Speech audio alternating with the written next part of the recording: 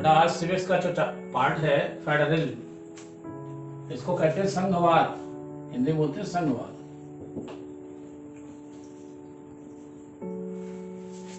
तो ये जो फेडरलिज्म चैप्टर है आज इसी को स्टडी करेंगे।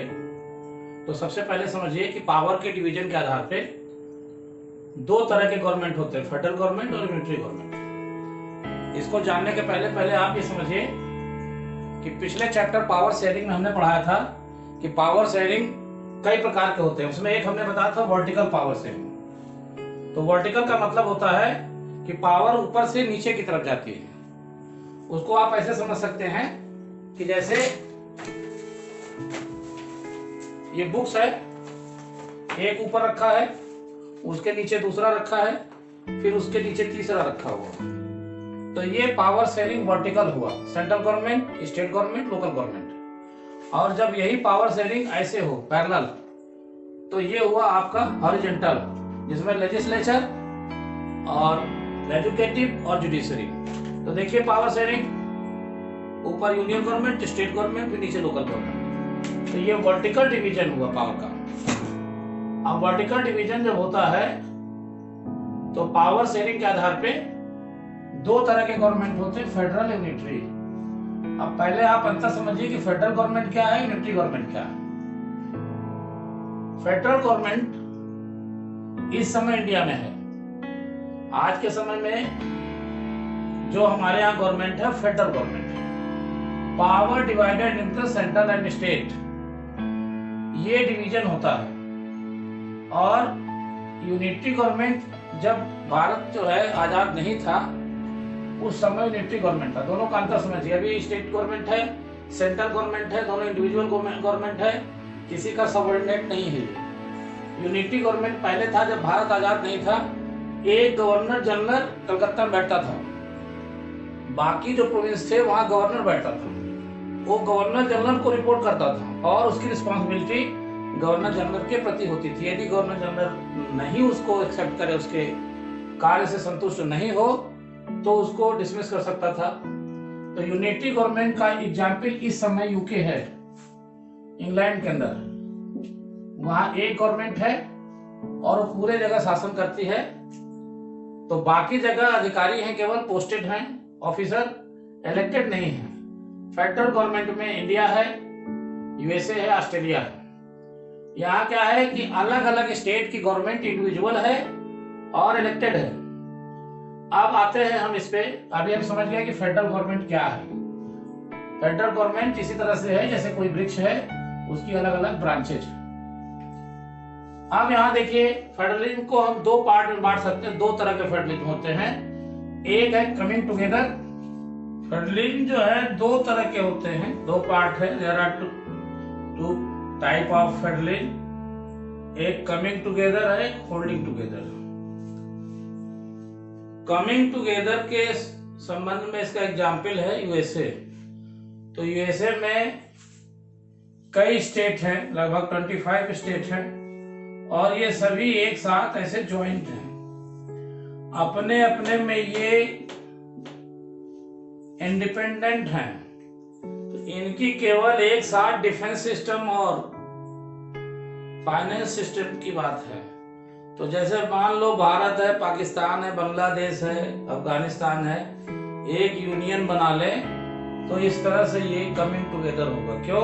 क्योंकि इनमें किसी तरह का एक दूसरे से कोई दबाव नहीं है, कोई रिलेशनशिप ऐसा नहीं है, ये सब इंडिपेंडेंट हैं। तो कमिंग टुगेदर को ऐसे हम समझिए कि साथ साथ चलना, यानी ये पार्ट जो हैं सब इक्वल हैं। इसीलिए मैंने दो इसमें सर्किल बनाए, दोनों इक्वल हैं। यानी सेंट्रल गवर्नमेंट, स्टेट गवर्नमेंट या जो अदर गवर्नमेंट है, सब इंडिविजुअल है। स्टेट सारे इंडिविजुअल हैं और उनके पावर इक्वल है। अब आते हैं दूसरा एग्जाम्पल, होल्डिंग टुगेदर। होल्डिंग का मतलब समझ लीजिए कि एक बड़ा पार्ट है, पकड़े हुए दूसरे को, होल्ड किया हुआ। तो इंडिया में क्या है, ये बड़ा भाई है सेंट्रल गवर्नमेंट या यूनियन गवर्नमेंट या स्टेट गवर्नमेंट है, छोटा भाई। तो ये हरदम इसके ऊपर दबाव बनाया है। कैसे हम समझे कि होल्डिंग टुगेदर में इंडिया में सेंट्रल गवर्नमेंट के पास ज्यादा पावर है और स्टेट गवर्नमेंट के पास कम पावर कैसे है। एक एग्जाम्पल बताते हैं, कॉन्स्टिट्यूशन में ये है कि जो सेंट्रल गवर्नमेंट है स्टेट गवर्नमेंट के जो ज्योग्राफिकल बाउंड्री है उसको चेंज कर सकता है, इसके नेम को चेंज कर सकता है, इसको तोड़ करके अलग अलग स्टेट में बांट सकता है, और यदि लॉ एंड ऑर्डर का सवाल हो तो ये अपरोक्ष रूप से, इनडायरेक्ट रूप से इस पर रूल कर सकता है। इस तरीके से होल्डिंग टुगेदर का मतलब हुआ बड़ा भाई छोटा भाई, यानी इंडिया में जो स्टेट्स है वो कहीं ना कहीं सेंटर से कम पावर रखते हैं, होल्डिंग टुगेदर। तो देखिए पावर का यहाँ भी बंटवारा है, पावर का यहाँ बंटवारा है, लेकिन स्टेट गवर्नमेंट और सेंट्रल गवर्नमेंट के बीच जो है पावर इक्वल है, यहाँ कोई एक दूसरे का सबऑर्डिनेट नहीं है। यहाँ क्या है, यहाँ होल्डिंग टुगेदर में एक बड़ा भाई एक छोटा भाई। तो फेडरलिज्म में पावर का जो डिवाइड है ये दो तरीके से। अब हम इंडिया के अंदर देखते हैं कि जो वर्टिकल डिवीजन है उसके कौन कौन से लेवल हैं। तो पहला आता है यूनियन लिस्ट। पहले समझिए कि यूनियन लिस्ट क्या है, व्हाट इज द लिस्ट। तो इसमें उन बातों का उल्लेख है जिस पर यूनियन गवर्नमेंट कानून बनाता है। यानी हमारे यहाँ जो फेडरल गवर्नमेंट है, होल्डिंग टुगेदर का एग्जाम्पल है, उसमें पावर में बटा हुआ किस किस सब्जेक्ट पे सेंट्रल गवर्नमेंट रूल बनाएगा, कौन कौन से जो सब्जेक्ट है उस पे स्टेट गवर्नमेंट बनाएगा, और कौन कौन सा ऐसे सब्जेक्ट है जिसपे ये दोनों बना सकते हैं। अब यहां देखते हैं यूनियन लिस्ट, यानी कि वो सब्जेक्ट जिस पर सेंट्रल गवर्नमेंट अपना रूल बनाता है। तो जब अपना संविधान बना था 97 उसको दिए गए थे सब्जेक्ट, इस समय एट करेंट 100 सब्जेक्ट है। State list means state government जो है उस पर कानून बना सकती है, वैसे सब्जेक्ट है। तो इसमें पहले 66 थे सब्जेक्ट, इस समय nowadays there are 61 subject. Concurrent का मतलब होता है समवर्ती सूची, हिंदी बोलते हैं, और इसको बोलते हैं केंद्र सूची, इसको जो है राज्य सूची, समवर्ती सूची। कॉन्करेंट, ये समवर्ती सूची का मतलब होता है कि दोनों के बीच का, यानी 52 ऐसे सब्जेक्ट हैं जिस पर यूनियन गवर्नमेंट भी बना सकती है रूल और स्टेट गवर्नमेंट भी रूल बना सकती है। मुख्य इसके तो 66 बहुत लंबे हैं, 97 या 100 जो है बहुत लंबे सूची है, 52 तो सबको बताना संभव नहीं है। मेन रूप से समझिए कि यूनियन गवर्नमेंट या यूनियन लिस्ट में फाइनेंस है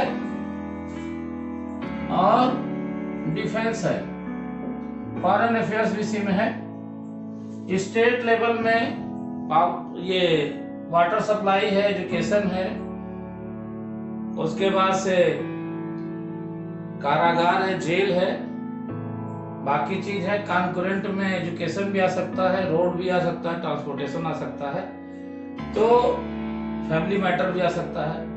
इस तरीके से आपका union list, state list, concurrent list. अब यहां सवाल आता है कि यदि कॉन्करेंट लिस्ट में स्टेट गवर्नमेंट ने कोई कानून बनाया और उसी कानून पे स्टेट लेवल के बनाने के बाद यूनियन ने भी उस पर बनाया, तो दोनों में यदि विवाद हो जाए तो किसकी बात मानी जाएगी। तो यहाँ पर आपको बता दें कि यूनियन लिस्ट में जो भी बातें हैं, तो दोनों में यदि विवाद हो जाए किसी विषय को लेकर के, तो यूनियन गवर्नमेंट यानी सेंट्रल गवर्नमेंट जो बनाया गया रूल उसको ज्यादा वैल्यूएबल किया जाएगा और स्टेट गवर्नमेंट को उसको हटा दिया जाएगा, या मान के चलिए कि इसको वरीयता दिया जाएगा। तो इंडिया के अंदर में इस तरह का डिवीजन है और इसमें बहुत सी बातें हैं। राज्य जो है, राज्य और केंद्र के संबंध क्या है, what is the relationship union government और स्टेट गवर्नमेंट पे, और कई इसके ऊपर कमेंट भी हुए हैं, कई तरह के संशोधन हुए हैं। अभी हम आते हैं constitutional amendment 1992। This is very important. 1992 में कॉन्स्टिट्यूशन जो अमेंडमेंट हुआ ये पावर के डिवाइडेशन के संबंध में, तो इसमें 5 पॉइंट्स इंपॉर्टेंट हैं। पहला है, इसमें कहा गया कि रेगुलर इलेक्शन होगा, क्योंकि बीच में इलेक्शन जो है जो लोकल गवर्नमेंट के स्तर पे थे वो नहीं होते थे, इसलिए पहला पॉइंट इसका दिया गया कि रेगुलर इलेक्शन होगा। दूसरा, सीट जो है रिजर्व होगी फॉर SC ST और OBC के लिए। इसके अलावा जो थर्ड पॉइंट है वो है कि वुमेन्स के लिए 1/3 सीट रिजर्व होगा लेजिस्लेचर में। फोर्थ है, इंडिपेंडेंट स्टेट इलेक्शन कमीशन होगा जो टाइम से लोकल गवर्नमेंट के इलेक्शन के लिए उत्तरदायी होगा। यहाँ देखिए वेरी इंपॉर्टेंट है, लोकल गवर्नमेंट को इस अमेंडमेंट के द्वारा पावर दिया गया कि रेगुलर इलेक्शन होगा और स्टेट इलेक्शन कमीशन इसके लिए उत्तरदायी होगा कि लोकल गवर्नमेंट के इलेक्शन हरदम होते रहें समय समय पे। फिफ्थ पॉइंट है, the state government are required to the share power and revenue, यानी स्टेट गवर्नमेंट जो रेवेन्यू और पावर इकट्ठा करेगी उसके में लोकल गवर्नमेंट को शेयर करेगी। अब इसमें एक प्रश्न लास्ट में आता है कि व्हाई नीड फेडरलिज्म, फेडरलिज्म की आवश्यकता क्यों पड़ी, आखिर क्या जरूरत थी फेडरलिज्म की। तो वही नीड है, जब हम पावर शेयरिंग पढ़ा रहे थे तो पावर शेयरिंग की क्या नीड है वही इसका भी आंसर है। तो इसमें है कि मेन रूप से जो बड़े देश हैं या जहां पे वेरियस कम्युनिटी रहती है और उनके अपने अपने इंटरेस्ट हैं, उस इंटरेस्ट को फुलफिल करने के लिए जो गवर्नमेंट होती है अपने पावर को शेयर करती है। पावर शेयर दो तरह से करती है विशेषता, एक जो है वर्टिकल फॉर्म में, एक जो है हॉरिजॉन्टल फॉर्म में। तो यहाँ पे विवाद न हो, कॉन्फ्लिक्ट न हो, इसके लिए वो वर्टिकल शेप में अलग अलग लेवल में पावर को शेयर करती है, यूनियन लिस्ट, स्टेट लिस्ट में, या फिर अलग अलग यूनियन लेवल पे, स्टेट लेवल पे और लोकल लेवल पे। तो यहाँ पे इसी तरीके से 3 गवर्नमेंट बना, यूनियन गवर्नमेंट, स्टेट गवर्नमेंट और लोकल गवर्नमेंट। पावर का शेयरिंग हुआ और कॉन्फ्लिक्ट को दूर करने की कोशिश की गई। इससे डेमोक्रेसी और मजबूत होती है, लोगों की समस्याएं निचले स्तर पे भी दूर हो पाती है। बहुत सी बातों के लिए जो बड़े बड़े देश हैं उनमें अच्छे से गवर्न हो पाए, इसके लिए ये फेडरलिज्म जो है लागू किया जाता है, पावर शेयरिंग वर्टिकल लागू किया जाता है। फिर अगले वीडियो में हम इसमें जो बचे हुए पार्ट हैं उसके ऊपर डिस्कस करेंगे।